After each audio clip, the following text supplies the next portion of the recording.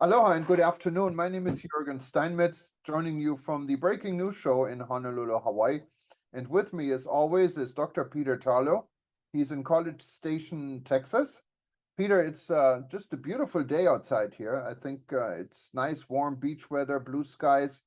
And I'm not at the beach, as you know, I have to work. But how are things in College Oh, Station? well, we're jealous because we have now had the entire month of July with temperatures over 100 degrees. And of course, it started in August. And guess what the temperature was? Yesterday, 101. Today, it's 102. And tomorrow will be 103.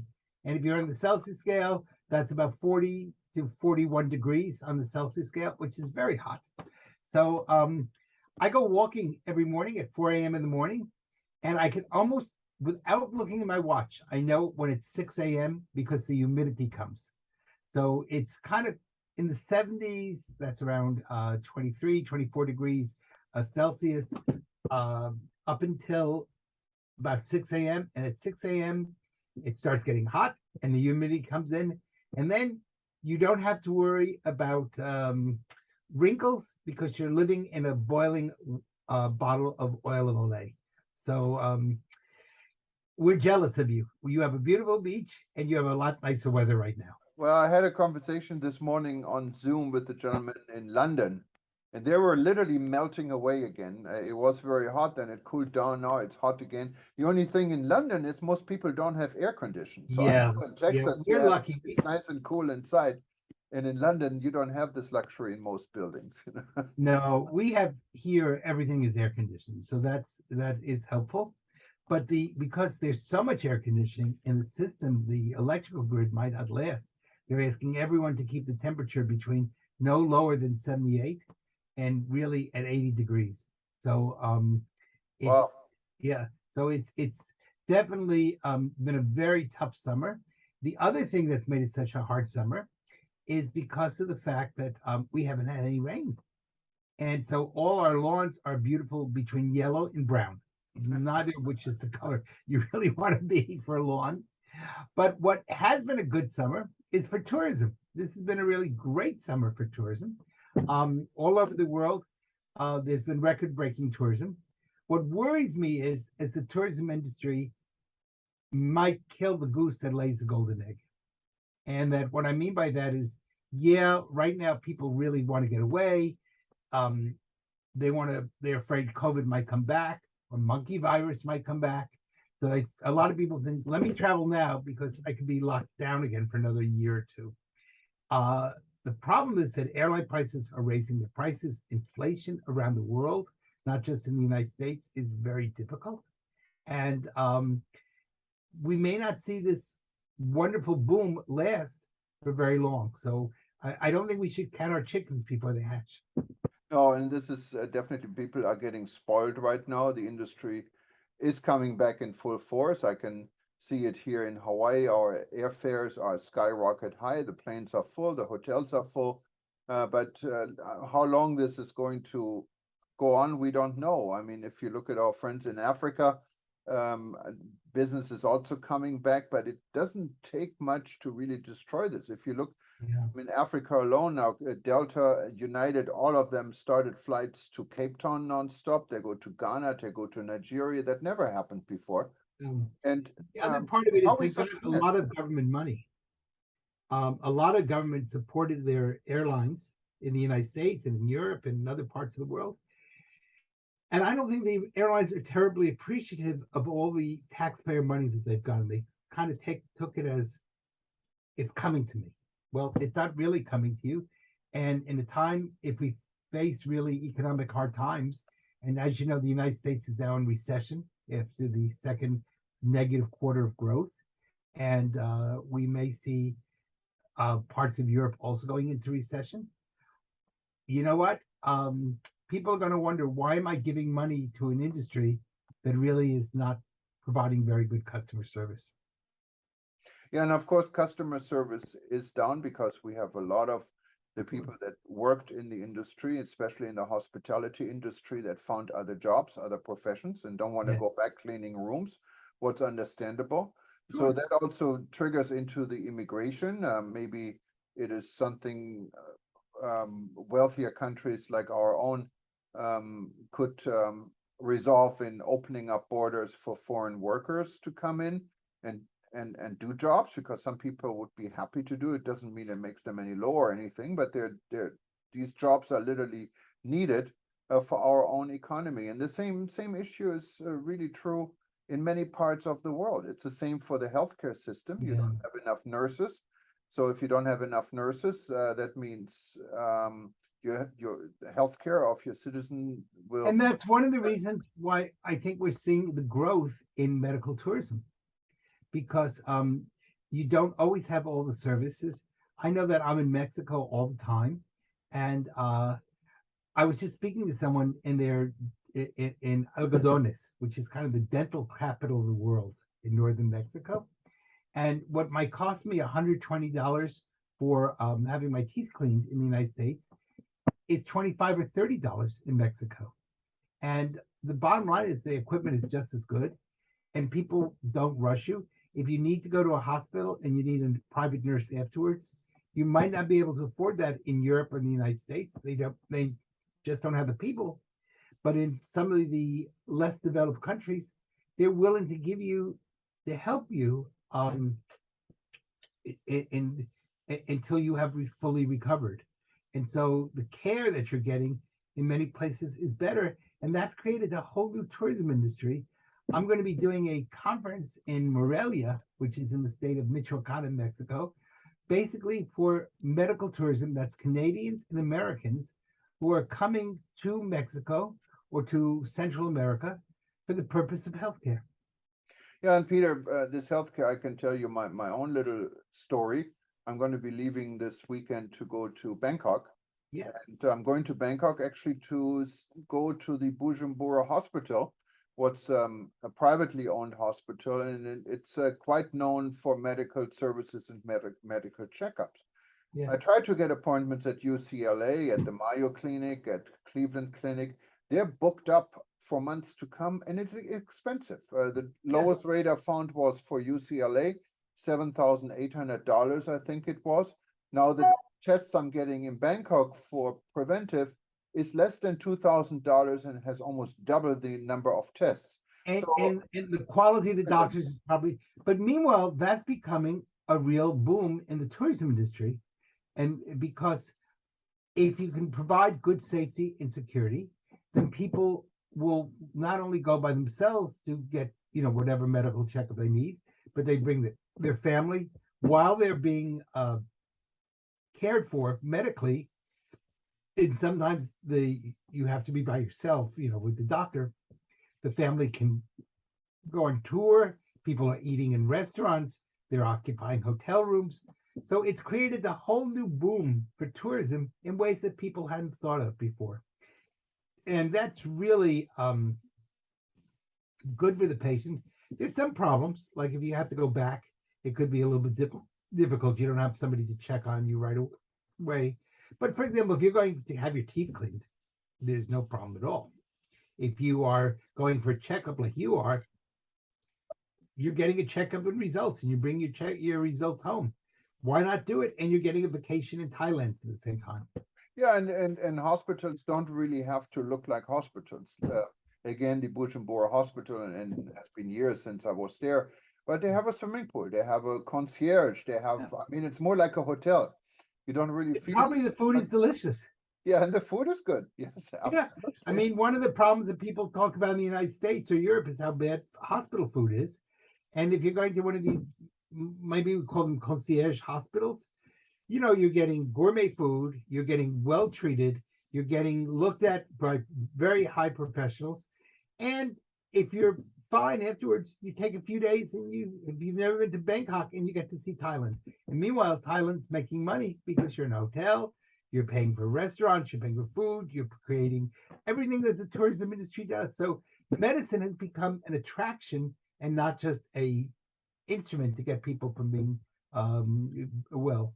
Yeah, and if you look at the healthcare system specifically here in the United States, it's not meant to be preventive. If No, if you look at the insurance companies, it's a lot cheaper to treat people, and we have great treatment here, but to treat people treatment after a heart attack instead of treating people so they won't get a heart attack because you have to treat everyone. So from the cost factor, it's quite a bit cheaper, and this is really the problem we have. So in order to get preventive medicine or preventive care, you have to pay for it out of your own pocket. The insurance won't cover it. And if you do it here in this country, it's expensive and really not freely and immediately available. So why not go overseas? You can combine Right. it with So a one of vacation. the combinations we should be really working on is combining medical tourism with gastronomic tourism. In other words, we should be teaching people when they go to a place, you don't have to have lots of fatty foods. We should be teaching people to eat more fruits and vegetables, teaching people to not only get preventative health care, but part of good preventative health care is having a good diet. And we could be pushing that type of gastronomic tourism, where not only do you get taken care of as far as they're examining your heart or your liver, whatever it happens to be, but we're also teaching people how to eat well, and and lower the fats and up the fruits and vegetables and nuts and things like that. So I think if you put those two together, you're going to have a really powerful form of a new tourism industry, which would do a lot of good for people. Yeah, and there are so many places actually that are participating already in medical tourism. It's not only in Asia. If you Right. look at the medical city in Dubai, it's state-of-the-art equipment. You go to Singapore, state-of-the-art facilities. Same is Even true in Mexico and Guatemala. Yeah, and Uh, I mean, you even go to, I mean, Switzerland, it's top of the line. I mean, you find medical tourism everywhere. right, but what I'm suggesting is we not only go to medical tourism because you have to have an operation or you want to have a checkup, but combine that with de-stress tourism, relaxation tourism, and gastronomic tourism. So we put the three together, and that really says, come here, you spend a week, we teach you how to eat, we check you for your vitals or whatever needs to be checked, and we try to teach you to be less, not to have as much stress in your life. All of that would really be wonderfully preventative. And if the word vacation, indicates to so many people relaxation, what a great way to maybe lose some weight, relax, swim, um, pull it all together in a very nice package. So maybe somebody watching us today will get the idea of creating gastro health relaxation tourism of some level of, and make it a total package. No, Peter, absolutely right. And from here, we're actually going to go to Jamaica, and we're going to look at alternative type of tourism away from the big all-inclusive resorts. We're looking at a community stay, and we're going to visit an art exhibition. And all of this has been brought to us by the community tourism organization in Montego Bay. And so you can watch this and hopefully enjoy this. Well, Peter, All right. thank you. Well, you know what? And that's another form of relaxation. So one of the things I think we could be pushing, and I'm glad Jamaica is doing it, is looking to push the arts. And we can use the arts as a way of finding your inner soul. And if you can do that, that's really going to take tourism beyond just mass production and instead help people to find who they are in a world that's so big and yet can be so small, so scary and yet can be so loving. And arts can be relaxing. Enjoying arts, it's a form of relaxation. And of course, many people take advantage when you go on city tours, city sightseeing, you go to museums, you sit down. I really enjoy just concentrate maybe on one piece of art. You sit there and you just really sit there for 20 minutes and look at it instead of just chasing through the And building. you're lowering your Everyone, stress. yes, And absolutely, you're lowering your stress. And, absolutely. and that's so if we could teach you while you're lowering your stress to check your heart, check your blood pressure, and to feed you something which is healthy, and maybe give you, for example, beetroot is wonderful for lowering blood pressure. So you're drinking some beet juice while you're looking at the art, but just don't throw the beet juice at the piece of art because it stains. That would be dangerous. Yeah, That would be terrible. and get the right app. I mean, there's so many apps out there today Yes. that they check your blood pressure, they check your heart rate, and they check everything. And it's quite amazing. I mean, how this world is progressing. All right. Have a wonderful evening. Same to you, Peter. And Take please stay care. tuned. And we're going to go to Jamaica now. All right. I'm looking forward to it. Bye bye. Bye bye and aloha from Hawaii.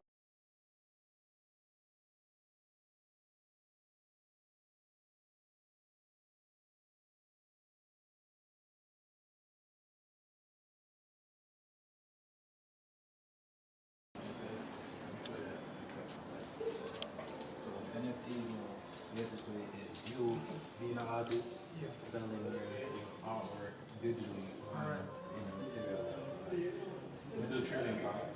Okay. So this is my digital artwork.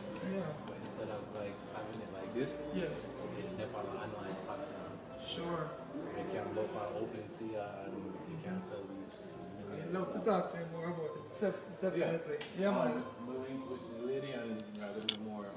Right. So I'm gonna be showing myself a lot. Yeah. Thank you. Yeah, man. It's something I'm interested in. Yeah, man. Yeah, man. I love the artwork. All right. Okay. So. Yes, sir. Just to say a bit about each piece, you know, some of the pieces. Right. This is a piece that I refer to. The title is Journey. And I'm very into our our culture, our origins, the origins, you know, our history and so forth. All right, and this comes from the Akan people of Ghana, yes, and it's traditional religion, you know, it's called Akan, and it's from the Ashanti people. Right, I think so. European they call it Ashanti, right? But the original is the Asante, which I took my name from, Opio Ya Asante. Yes. So in this picture, as you can see, there's a baby that's in the womb, and then the journey begins. Okay, to childhood. That's the mother, and then teenage, you know, coming up to adulthood. Productivity, that's what this symbolizes for me, right? That's productivity. And then continue to old age, yes? And then from old age, it carries you to ancestors, yes? And so these are the ancestral spirits. And the cycle continues, you know? All right, so that's it. Now, the large hands underneath here represent God, because we are all in God's hand, or in God's hands, yes? So that's what that represents. There are other symbols like the river and so forth, and you know, if you study the Akan philosophy or spirituality, then you would see in more detail, you know, the meaning of the different symbols, yes? Okay, so that's journey. And it's oil and canvas. Right. Over here now, we have rite of passage.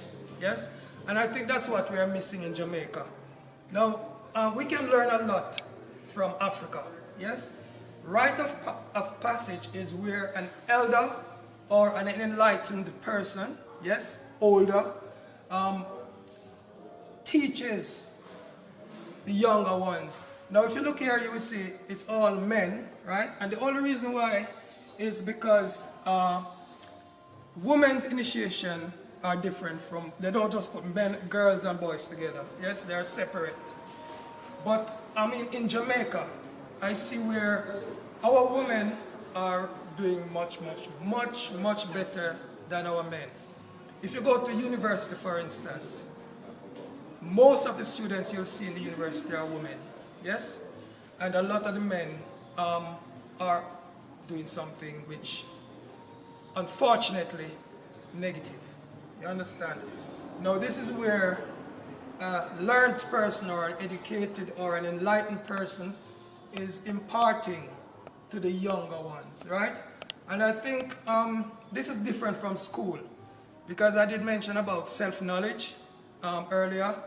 And that is where he's imparting not necessarily academic material, but life material, yes, learning who you are, yes, and if you don't know yourself, then, it's like you don't know anything, because I think the first thing that you should know is yourself, right?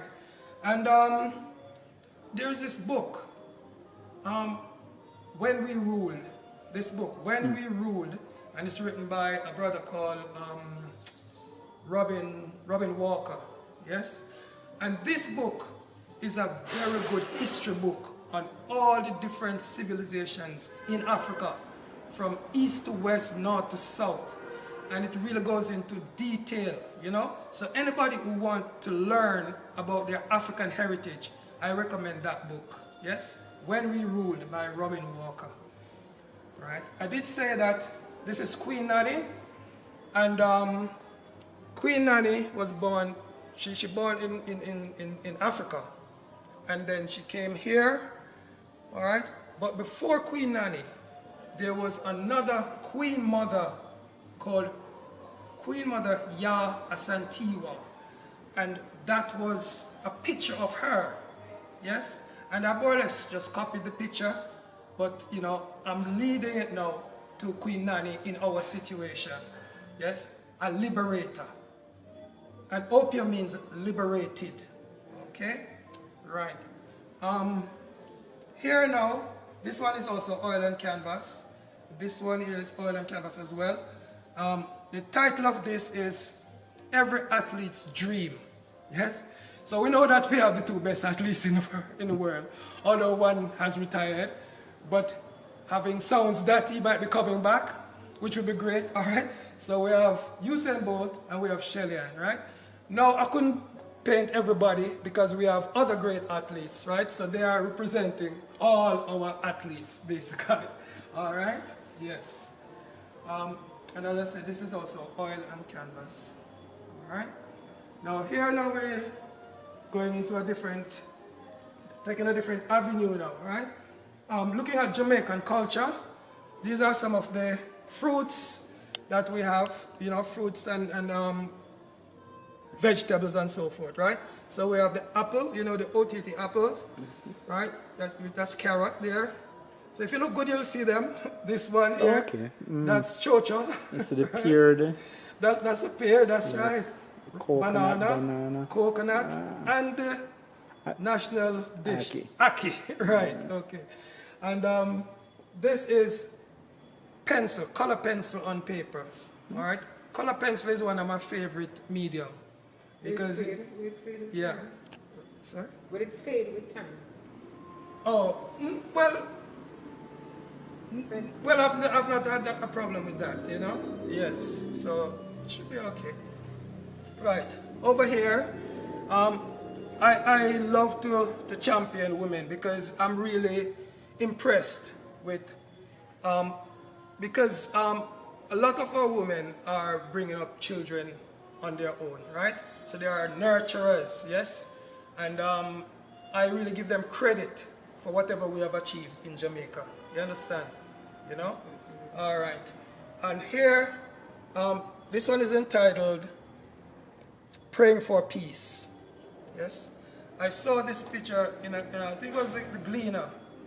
And I just had to draw it. You understand? Because if you listen to the news and so forth, there's so much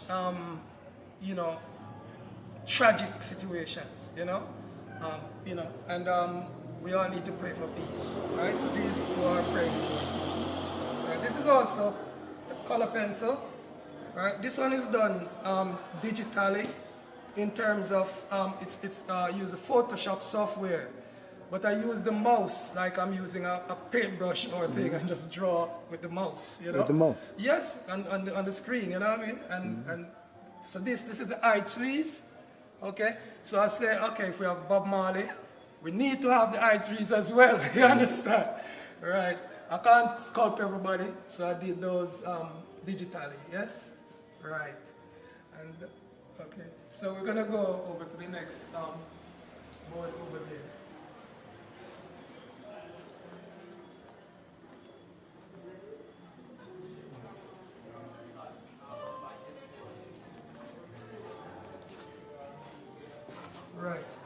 So the title of this one is The Catch. So fishermen just coming in, you know, and there's a lady waiting to buy the fish to, you know, prepare it and so forth, right? So that's that scene, that's what that is. This is also oil on canvas, okay? And if, I don't know if you know Alligator Pond, because we should all know, if you live in Manchester, in Mandeville, we should also know Alligator Pond, right? Because that's where a lot of people go on holidays and so forth to swim and so forth, yes? That's a nice place, yeah. This picture now is entitled Caribbean Nights. So I saw this picture, although we don't have a lot of this type of boat in the Caribbean right now, well, in Jamaica, yes? In the Jamaica seas, you won't see a lot of that, but I've got a license to be creative, right? So this is my creativity. I like this boat. I like the sails and so forth, okay? And I just put it. But also we have there are some men here, just like here, where they're pushing up the boat, yes? They're bringing the catch and they're pushing the boat up on the shore, right? These are nets, fishing nets. And also, if you look carefully, there are some fishing nets over here as well. So, a similar theme. Right. Now, but this one is acrylic on paper. This, I went to a family funeral and I saw this little girl. And I was taking pictures. And I had to take a picture of her. And I'm so captivated because I remember, you know, little children wearing the ribbons and so forth, and they have the bubbles and stuff in their hair. And so this is symbolic, the flowers, yeah? Beauty and so forth, and tenderness and all of that, yes? And so this is entitled Flower Girl. Okay? Now, this is another digital painting. Well, this is a photograph of a painting I did before, and then I added some text, yes? Because citizenship is very important to me. And I also wrote a book on citizenship and hope to do a series on citizenship. And it says here, a happy citizen has high self-esteem, is assertive, is confident, is productive, cares for others, cares for their environment, is a good neighbor, knows right from wrong, knows how to make wise decisions, knows how to get on with others, knows how to choose friends, knows how to resolve conflicts, right? So that is something that this one here, we in Jamaica, a lot of us, we really need to know how to resolve conflicts, yes? It is so easy to lose control, and then the next thing you hear, somebody get killed, yes? We need to learn to resolve conflicts. And if you're in a situation where you have a problem with someone and you can't face them, you ask a third party, ask somebody you know, who you respect, who you know is wise, yes, to mediate between you so that, you know, it doesn't get nasty and that hopefully you can come to a good solution, yes? Okay, then it says, knows how to plan for the future, knows how to keep themselves safe. Because as an industrial techniques teacher, safety is the most important subject. And it is, it's the most important subject. If you're not safe, then you probably won't be around for too long. Okay, here now, this is where I'm looking at reparations, yes? And, you know, people like Martin Luther King, we have Marcus Garvey, right? And we have Harriet Tubman, yes? So these people have led the way, yes? It says here, I have a dream, I have a plan, I have freed my people. What will we do? Okay? And this is where we can do something. We can make our voices heard. You don't have to be an artist. You can write a statement. You're on Facebook, you're on whatever social media you have. You know, you can make your voice be heard. Yes, and if we have enough people doing that, you'll be surprised that we will get the result that we need. Okay?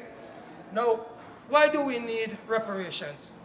We need reparations so that our children can go off shift system schooling.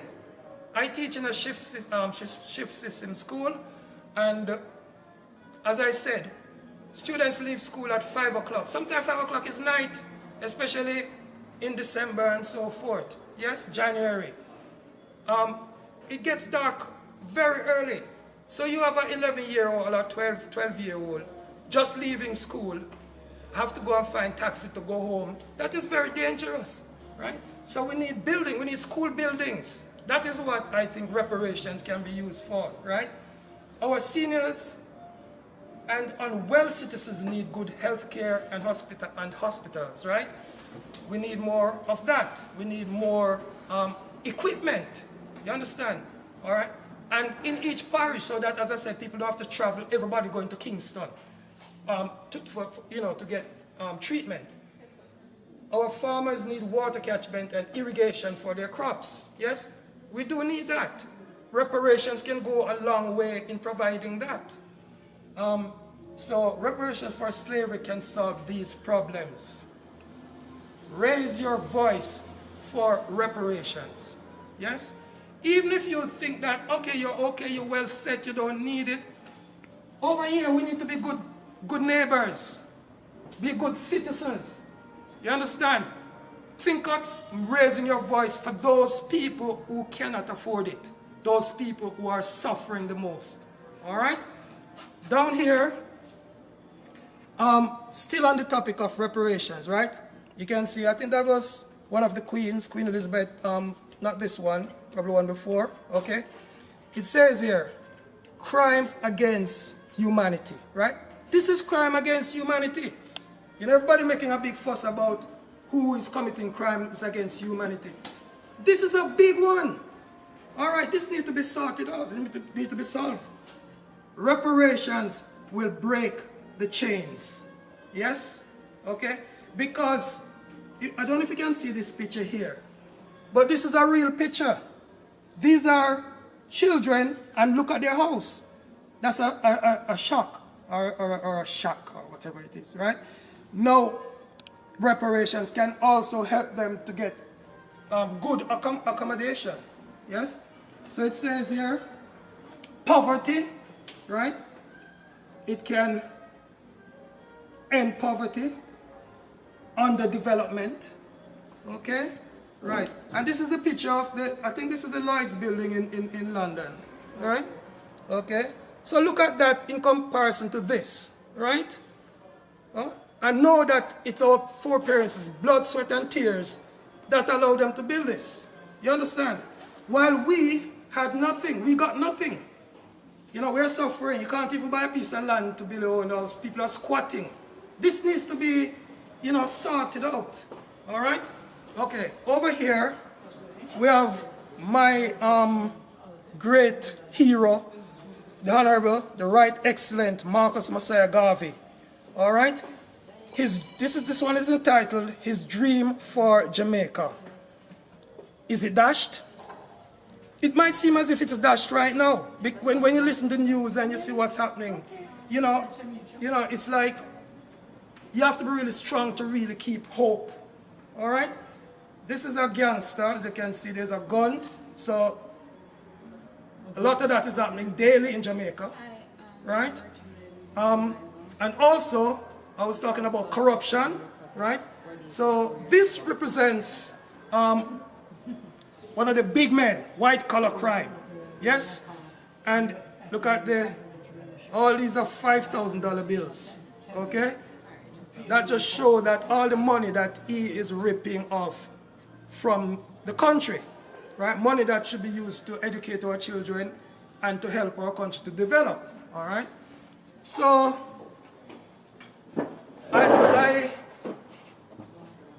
I'm an African, right? And although my heritage is from West Africa, Ghana to be exact, but all of Africa is ours, yes? And this is North African. The title of this one is Sahara Tribesman. So he lives in the Sahara. You can see his camel, yes, and the desert, okay? I saw this picture, and I just liked the way how the man was looking, you know what I mean? You can see that he's really focused. It's like reflecting on something deep, yes? And I just loved it, so I did that painting. Sahara Tribesman, yes. These are two of my children, right? My daughter and my stepdaughter, okay? And this one is entitled Secret. And well, this one is not for sale, you know? But it was just so nice to see them whispering and you know and stuff like that. I took a picture and then I just did a painting of it. Okay? So those are the paintings that I have on show at the moment, right? So but I have some sculptures as well, so we're gonna look at the sculptures.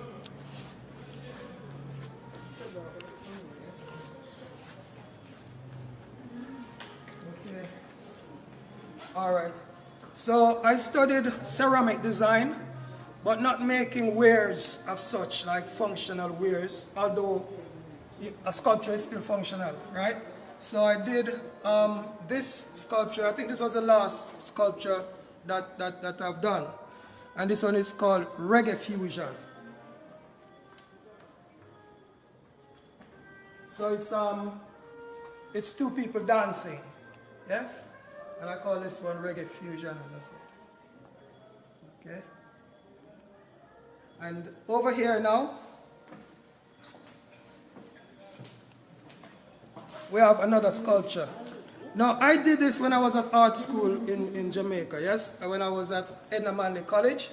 At that time, it was called Jamaica School of Art Cultural Training Center, all right? And I did this in the ceramic department there.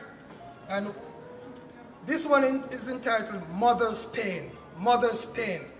And I know a lot of that is happening in Jamaica right now, where the mother is mourning, yes? Is mourning. That's the mother there, and that's the son over here, right?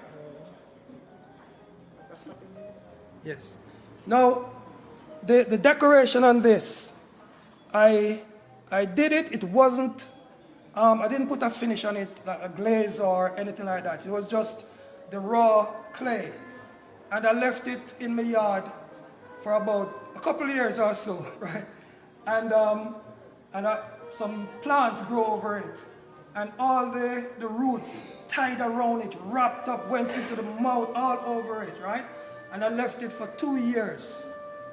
And then I decided that, okay, I'm going to free it now, yes? So when I took off all the plants and so forth, all these designs came on it. So these are not I didn't put these designs on it. That was done by nature, right? This also, yes? Yeah, so this piece is quite old. I did it when I was about 19 or so. I did this one, okay? And it's called Mother's Pain, all right? So over here now, okay, so this one is made from mahogany wood, and it is called Imf Strangulation. This was done 1980, and that was when Jamaica was heavily in debt to the IMF. Yes? I don't know if you remember those days when they were marrying goods and so forth. If you didn't buy this, you couldn't get that and all that. That was that period of time. Yes? So I saw where Jamaica was being squeezed. Yes? So the IMF, right? Okay? So that's the title of that one. Right. So over here, this is also, well, this is ceramic. And I did this one when I was at the University of the Arts in London. It's in 2 pieces, yes, because it's quite heavy. Right. Now, this one is entitled Reconciliation. Reconciliation. And the reason why I named this Reconciliation, right, these 2 figures, the top figure represents God. Although I know God is not a man, yes, but I use this just to illustrate, to represent, this represent God. Try to do age, so like this is the locks, you know, gray and all of that, right? Beard, the mustache and beard and so forth. Eyebrow, you know, all gray. And this is mankind, yes? And what I'm saying is that we need to make things right with God, because we have done great damage to this world. You know, we have such a beautiful world, yes? And we have done so much damage to it, right? That we really need to reconcile and, you know, try to make things better, especially for the next generation that's coming, yes? So that's the title of this piece, Reconciliation. All right, and then we're gonna go over here. All right.